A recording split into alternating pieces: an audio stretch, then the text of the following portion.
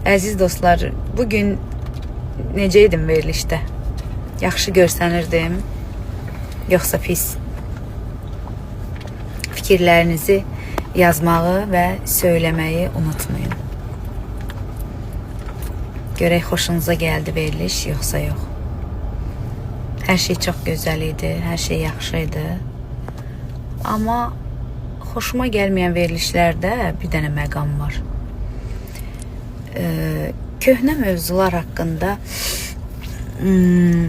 bu günləri yuxudan duranda da gördüm, qarşıma bir video çıxdı. Hardasa yalan olmasın bir 10 ilin videosudur.